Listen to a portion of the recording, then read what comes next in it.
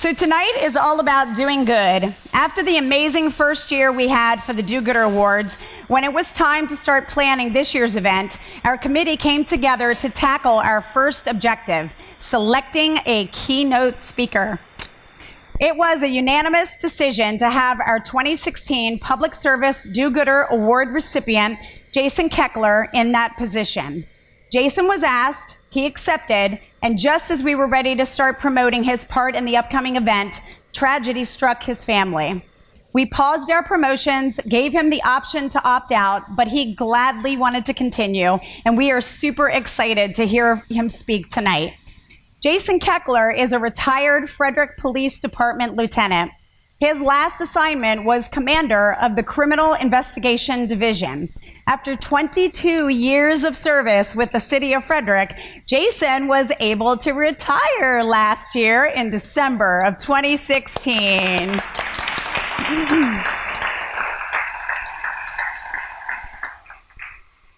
During his police career, Jason was awarded a Bronze Star, Life-Saving Award, 2 unit citations, Police Activities League Officer of the Year Award, Instructor of the Year Award, a Governor's Award for outstanding contributions in the field of victim rights and services, and as mentioned, he was the recipient of the 2016 Frederick County Public Service DoGood-er Award.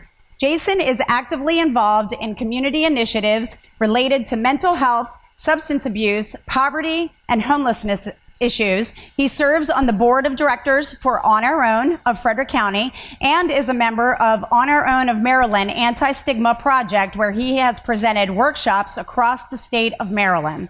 He is also assisting in the development of an anti-stigma training for law enforcement initiative designed to improve relationships between the police and the behavioral health community. Jason also has volunteered locally with the Student Homelessness Initiative Partnership, also known as SHIP, and other nonprofit organizations working to improve the lives of children and vulnerable adults in our community. What else can we say about this guy? He has a bright smile and a giving heart, and as a native of Frederick County, he loves this community. We are honored to have him as our keynote speaker for the second annual DoGood-er Awards event. Please give a warm welcome to Mr. Jason Keckler.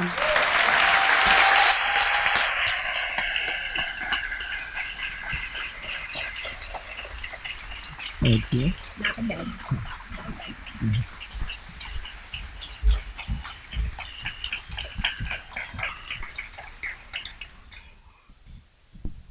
It's always nice to get a round of applause before you even say any words at all. So if this ends up not being too good, at least I already got my applause. I appreciate that.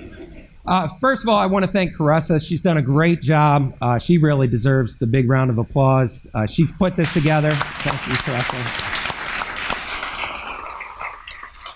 She put this together all by herself. Well, not all by herself, but it was her idea. It came from her idea. And to be able to pull this off last year, anybody who's ever done any type of event planning before, your first year is always the most difficult. If you were here last year, she knocked it out of the park. It was wonderful. And this year, as you can see, we have a really nice crowd here, and she's doing a great job again. And her team of volunteers has just been incredible. So thank you again, Caressa, for doing this. And thank you for asking me to be here. I'm truly humbled. As a nominee last year, like many of the nominees sitting here, it was a great honor to be here and be recognized. When I got up and I was awarded the Public Service Award last year, I said a few words. And one of the things that I said was, as a police officer, you're not always recognized for what you do. We don't do it for the recognition, and I guarantee you, if you ask all the nominees here tonight, they didn't do it because they want a pat on the back. They didn't do it because they were expecting to win some type of award because of everything that they do. They do it because they care. They do it because it's the right thing to do good, and that's really what the essence of these awards are about. It's about people in our community doing good. And so, Caressa, again, I just thank you, and for asking me to do the keynote. It's a great honor, and I didn't hesitate to do it because I really do appreciate what you're doing for our community. I also want to thank my parents. My parents are here tonight. We're here talking about doing good. I wouldn't be here right now if it wasn't for my parents who raised me to do the right things, and I didn't always do the right things, so but they were great role models for me. And of course, my wife, Crystal, is here tonight. And Crystal's my biggest supporter and fan. She truly inspires me every day. We were just talking to the car here. We realized that on Sunday, it's 26 years that we've been together on Sunday. So I couldn't do this journey without her. I appreciate it. She inspires me every day to do gooder. And I thank you for that. So one of the things I wanted to do first off is congratulate the nominees. They come from a wide variety of backgrounds. You have in your packets here tonight a different story. You're going to hear more detail about these nominees once I'm done talking and you guys can get to the program part of it. But it is really a reflection of the community that we have when you see such diverse nominees and the things that they bring to this community. As Caressa said, I grew up here in Frederick County. I have a passion for this community. Everything that I did in my professional career, and then now that since I've been retired, is really to give back to the community that raised me. When I was growing up here in Frederick, I had some great role models that really helped me to get into the positions that I was able to hold. So for these nominees to be here tonight, everybody that's being recognized, you're truly making a difference in Frederick. That might be to a group, or that might be to one individual or hundreds of individuals, but you're making a difference. So continue doing what you're doing because it's noticed, and it's noticed by this group here tonight, and that's why we're recognizing you. So thank you for that. So I was going through and I was trying to put together some words. Last year, Carlos was here. She had this great, fancy, like 1967 notebook configuration. I don't know what she was doing. She could have used fancy technology and had teleprompters and everything. She had her system down. She did a great job. So I was thinking, well, I'm asked to do this keynote, and how am I going to top what Carlos did last year? And I have a little note card here with a couple notes. I really, Carlos, I can't compete. And since I brought up Carlos, she does so much for our community. She could easily win this award every year, and it wouldn't even be a competition. We just praise her every year for what she does. That's how great she is for our community. So thank you, Carlos, for being so great as our keynote last year.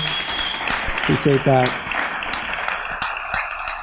So when I was going through and I was trying to think of what I'm going to say, what I want to be inspiring to this group, and I want to get this event started off right. And I was trying to think of, what it is about these nominees that makes them do good. Why do they stand out above everybody else? And there's something that my wife and I, since my son Justin was very young, we used to say, sorry, not going to get choked up. We used to say, what separates you from everybody else?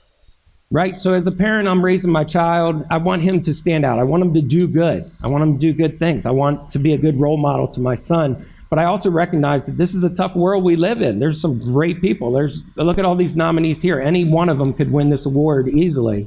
But what is it that separates you from everybody else? So as I was raising my son, no matter what level he was in his schooling, what separates you from everybody else? Okay, that's great. You're going to high school. You can get a 4.0 grade point average, but at the end of the day, when a college looks at you and they want you to come to their school, they're looking for the best of the best. They're not just looking for somebody with a 4.0. Tons of people do that. They're not just looking for somebody who nails their SATs, gets great SAT scores. Tons of people do that. What separates you? What are you doing in your community? Are you volunteering somewhere? Are you giving back? Are you doing something extra above and beyond? And so when I was putting this together, it made me think right away to my son, is what separates you in this audience from everybody else? And I think there's really three things that separate people who are doing good in our community. And I call them the 3 Ps. There's purpose, perseverance, and passion. Purpose, perseverance, and passion. So everybody's got to have a purpose. Your purpose in life, you might not know it. I heard Caressa say it when she was doing the introduction.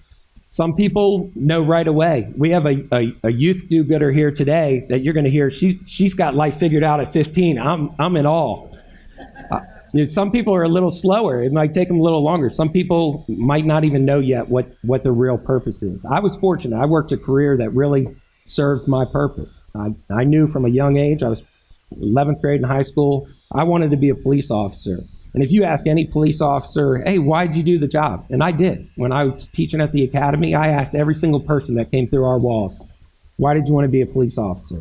It's usually the same type of response. Well, I want to help people, or, I want to make a difference. And it really is hard to put into words, why you do that. But what it comes down to is people.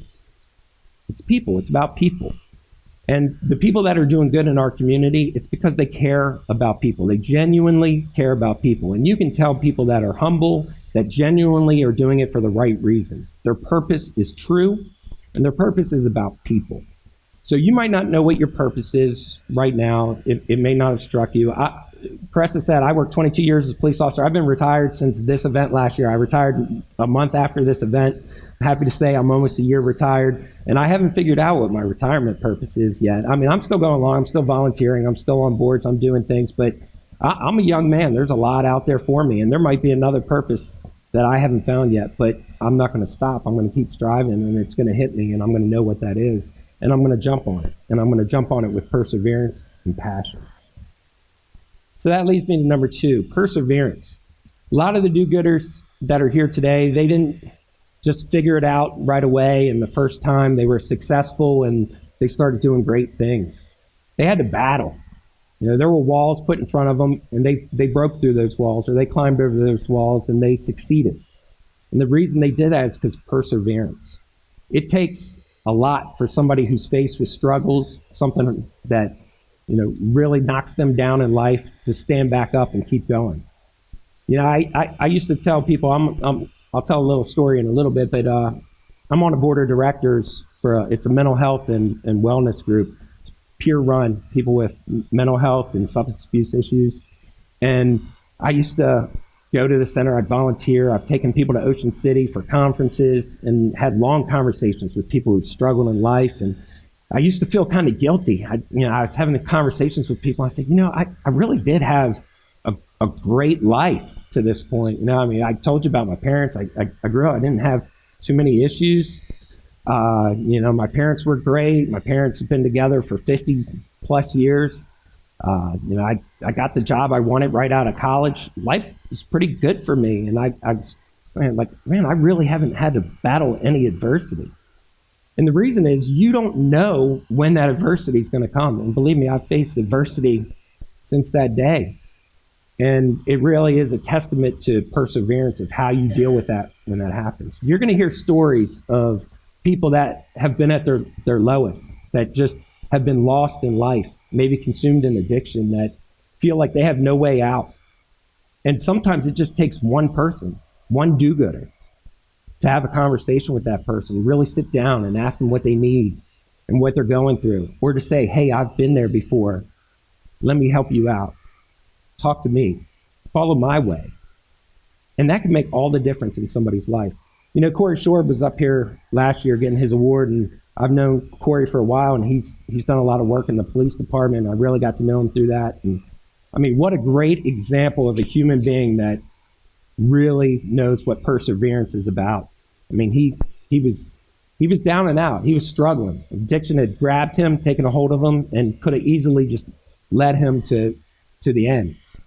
And he battled through all that to where he is now. It's just incredible. He's helping people on a daily basis. He's got an army of people now. And there's people here tonight that probably wouldn't be here if it wasn't for Corey. What better way to honor somebody like that than somebody who's really giving back and helping somebody else? That's why people want to be do-gooders, because it feels so good inside when you can just reach out and help somebody and make a difference in somebody's life. That's worth anything. And like I said, it can be one person, it can be an organization you help out, or it can be hundreds of people. But what a gratifying feeling. That's why you do it. But it's not easy. It takes perseverance. And then the third thing I wanted to tell you about that separates everybody in this room, the nominees, is passion. I love passion. Full of passion. Because you know what passion is? Passion is conviction. If you're passionate, it's just so energizing. There's nothing that will stop you to do what you want to do. The purpose is the journey that you take. The passion is the flame that lights that path. So I'm going to tell you a little story about passion. My son is a 2016 graduate of the University of Maryland. And my mom and dad, my wife, we were all at my son's graduation, very proud of our son. He actually did it in 4 years, which is what we had demanded of him. Thank you. And that's all we were paying for, frankly, so he had no choice. So we're at his commencement, and Kevin Plank. Anybody know Kevin Plank? He's the CEO of Under Armour. Kevin Plank is also a graduate of the University of Maryland, class of 1996. So it had been 20 years since he graduated. They invited him back. And he was talking at the beginning of his speech, and he said, you know, people do these commencement addresses. People give speeches all the time, and you'll never remember most of them. You might not remember 5 words that they said throughout their whole commencement address. He said, but I'm going to tell you, when I leave here tonight, when you leave here, you're going to remember the speech that I give. And he wasn't doing it to be arrogant. I mean, this guy has a multi-billion-dollar company. He could easily have been like that. He meant it because he focused on one thing, not 3 things like I have tonight. One thing, passion. And he told his story about how he was incoming freshman at the University of Maryland, no scholarship, anything. All he wanted to do was play football. And everything that he did was trying to get on that field. He ended up playing 4 years at Maryland, started in 43 games, and he was on special teams. He said, I wasn't the biggest, the fastest, the strongest. He said, but I had passion. And when you have passion, you find a way to do it. At the end of his sophomore year, he was offered that scholarship to the University of Maryland. He played on scholarship the last 2. And he told the story about how he worked 27 different jobs in college to find a way. He had that entrepreneurial spirit that guided him. But what it was his passion. He was not going to fail because nothing was going to get in his way. And that really inspired me because my son was full of passion. I like to think I'm full of passion. That's how you get things done. That's how you get energized. So, you know, remember, if nothing else, if you have passion for whatever it is you're doing, you've already won, because there's no wall that's going to get in your way that you're not going to kick down or climb over. You're going to make it happen. You're going to find your way. And so that leads me to the last thing I wanted to talk about tonight. It's a call to action. So we're here, and this isn't about everybody in this room. It's about a core group of nominees, but this is a call to action. This is the Do-Gooders Awards, okay? And do is a verb. It's not the Think-Gooders Award and have all these great ideas. I was preparing for this speech for so long, so much so I didn't even write one, but I was preparing for this speech for a long time. I truly was. And I did a lot of thinking. About it. And through all my thoughts, I probably could have got up here and talked to you for about 3 hours, but Caressa would have killed me. But one thing I want to say was, man, what a word, do good. What does it mean to do good? Well, first of all, just break it down. Just do. You have to do first. And I know so many people that have great ideas and they never put it into action. Well, I'm imploring you to put your good deeds into action. There's so many people here that have so many skills that you might not even realize. When you figure it out, if you can get the combination of your skill set into someone or some group that needs those skills, you can do anything. And this community needs you. So I truly implore you to do good things with the skills that you have. And like I said about purpose, you might not know what it is yet. Somebody might reach out to you out of the blue and say, hey, have you ever thought about doing this? And no, I never really thought about it. Or there might be some things that throughout your life, I always wanted to do this and I wish I would have done it, but I never did it. I was always going to do that. And my wife will tell you, she's probably calling BS right now because I'm the biggest procrastinator in the world. That's no joke. I'm really bad. I always say I'm going to do stuff around the house. I've been retired 11 months and stuff doesn't get done, folks. I'm just being honest. But when it comes to doing good, you don't have a choice. If somebody is in need and they come to you and they ask you, are you going to sit there and think about it, or are you going to do it? Some people sit on the sidelines. Some people take the field. I'm asking you to take the field and do it. Because time's not guaranteed. We know that more than anybody. And, you know, when people are in their last minutes, their last hours of life, and they're sitting there and they're looking back on their life, people don't sit there and regret some of the things that they did. Oh, man, I wish I wouldn't have done this, or I wish I wouldn't have done that, or I was kind of embarrassed about that. You know what they regret? They regret what they didn't do. Think about that. They regret what they didn't do. You don't want to be the type of person that has so much to give, so much to offer, and then never do it, and then regret that someday, man, I could have done that, or I could have made a difference.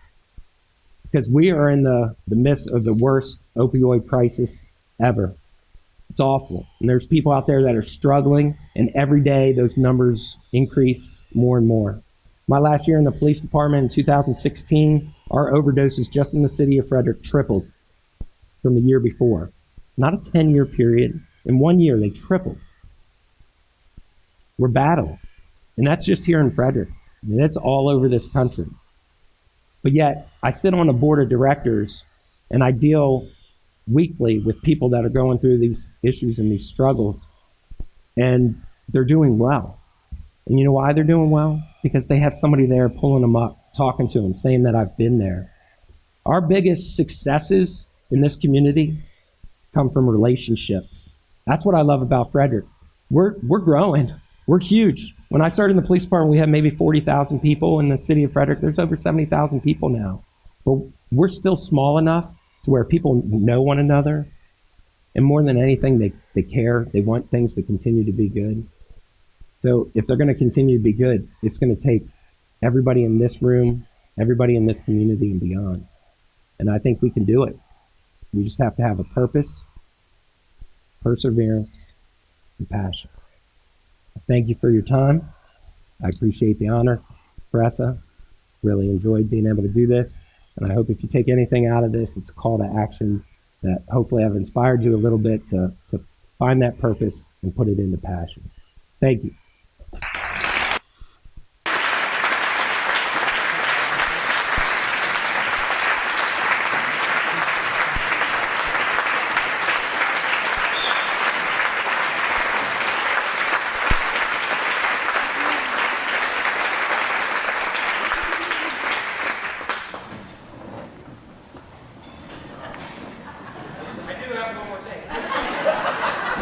Everybody has one of those programs that they put together, very nice programs. I don't know who did those for you. They did a great job. Everybody's got a card in there. So when I was sitting there and this wasn't designed, we shuffled seats around and everything, and I opened mine up, and the very first card that I pulled out was my message. And what it is, it's a message for you, so inspire you to do good things. And it has a task for you, and I hope you take it serious. Mine last year, I still remember mine last year. It was help somebody with their groceries. And like just random stranger go up and help them with their groceries. And I thought that was kind of funny. I used to work at Safeway as a bag boy, and I used to help people with groceries. I said, I got this one. I can do it. But my card tonight says, and I thought this was very appropriate because they're here to support me tonight. It says, tell your family you love them. So,